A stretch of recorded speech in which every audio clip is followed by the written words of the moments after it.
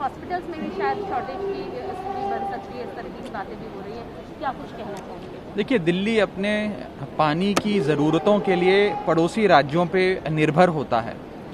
उत्तर प्रदेश से गंगा नदी आती है, हरियाणा से होती हुई यमुना नदी आती है, पंजाब की ओर से ब्यास नदी आती है, कुछ ग्राउंड वाटर एक्सट्रैक्शन होता है। इन सारे जल स्रोतों, सोर्सेज ऑफ वाटर को मिलाकर दिल्ली की लोगों की पानी की ज़रूरत दिल्ली सरकार, दिल्ली जल बोर्ड पूरा करता है। बीते कुछ दिनों से देखा जा रहा है कि यमुना नदी जो हरियाणा की ओर से छोड़ी जाती है पानी, उस नदी का स्तर घटता जा रहा है। हरियाणा बहुत कम बहाव से और बहुत कम संख्या में, कम मात्रा में यमुना नदी का पानी दिल्ली की ओर छोड़ रहा है।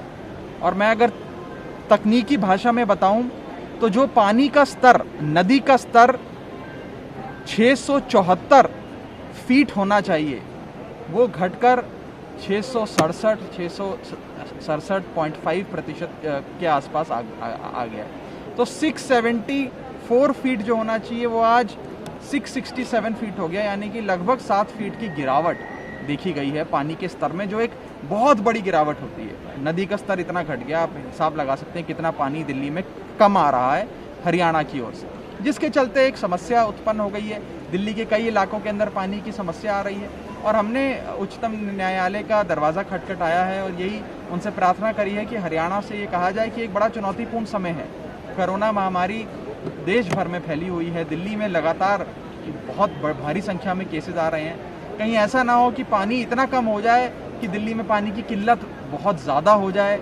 अस्पतालों को भी दिल्ली में, जहाँ पे कोविड मरीजों का इलाज हो रहा है, वहाँ पर भी पानी दिल्ली जल बोर्ड से सप्लाई किया जाता है। और ये अस्पताल कोई दिल्ली के एक इलाके में नहीं है, पूरे दिल्ली भर में स्प्रेड आउट है। तो अगर हमें पर्याप्त मात्रा में पानी मिलेगा तो हम सबको पानी पिला पाएंगे। फिलहाल अस्पतालों में पानी की कोई कमी नहीं है, लेकिन ऐसी कोई स्थिति ना उत्पन्न हो जाए, पानी लगातार घटता जा रहा है, तो उसको प्रीएम्प्ट करते हुए हमने उच्चतम न्यायालय का दरवाज़ा खटखटाया। क्या उम्मीद है सर? देखिए, हमें पूरा विश्वास है कि न्यायपालिका बिल्कुल इंसाफ करेगी दिल्ली वालों के साथ और बहुत जल्द कुछ अच्छा फैसला आएगा, क्योंकि अब कोर्ट के विचाराधीन है ये पूरा मसला। मैं उस पर बहुत ज़्यादा टिप्पणी नहीं करना चाहूँगा।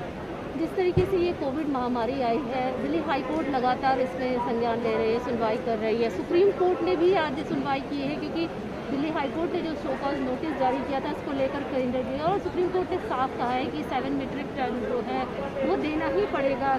देखिए, आज दिल्ली सरकार ने अपना ऑक्सीजन बुलेटिन जारी किया है और उसमें साफ ये बताया है कि जहां हमारी ज़रूरत 976 मीट्रिक टन है, 976 मीट्रिक टन ऑक्सीजन दिल्ली को चाहिए अपने अस्पतालों में भरपूर ऑक्सीजन देने के लिए, उसके मुकाबले कल दिल्ली में मात्र 555 मीट्रिक टन आया, यानी कि ज़रूरत 976 की है, आया 555 मीट्रिक टन है। तो कहीं ना कहीं जो हमारी ज़रूरत है उसका लगभग आधा ऑक्सीजन सप्लाई आज केंद्र दिल्ली को कर रहा है। सुप्रीम कोर्ट, हाई कोर्ट लगातार केंद्र सरकार को फटकार लगाते हुए ये कह रहे हैं कि आपकी जिम्मेदारी बनती है दिल्ली को ऑक्सीजन देना और कृपया कर दिल्ली को पर्याप्त मात्रा में ऑक्सीजन दीजिए। हम आपकी ना नहीं सुनेंगे, हम आपके बहाने नहीं सुनेंगे। मुझे लगता है कि हाईकोर्ट के इस हस्तक्षेप के बाद, हाईकोर्ट के इस टिप्पणी के बाद ज़रूर सेंट्रल गवर्नमेंट पर्याप्त मात्रा में ऑक्सीजन दिल्ली को मुहैया कराएगा। और मसला सिर्फ ऑक्सीजन का नहीं है, मसला क्रायोजेनिक टैंकर का भी है। जिन टैंकर में इस ऑक्सीजन को ले जाया जाता है, एक स्पेशलाइज्ड मशीन होती है। हमने ये भी मांग करी है कि ये टैंकर भी पर्याप्त मात्रा में हिंदुस्तान में जिस भी कोने कोने में है वहाँ से भारत सरकार उसे अपनी राष्ट्रीय संपत्ति मानकर उसका राज्यों में बंटवारा करे। राज्यों में उसी हिसाब से इसका वितरण होना चाहिए जिस हिसाब से ऑक्सीजन का वितरण केंद्र सरकार कर रही है, क्योंकि सुप्रीम कोर्ट में खुद हलफनामा देकर केंद्र सरकार ने इस बात को कबूला है कि हिंदुस्तान के अंदर 1631 क्रायोजेनिक टैंकर अभी उपलब्ध हैं। क्रायोजेनिक टैंकर की कोई कमी नहीं है, तो दिल्ली को भी पर्याप्त मात्रा में क्रायोजेनिक टैंकर मिले, ऐसी हमने मांग रखी है। वैक्सीनेशन ड्राइव चल रहा है, सभी 18 से 45 तक के एज ग्रुप को भी बोल दिया गया है।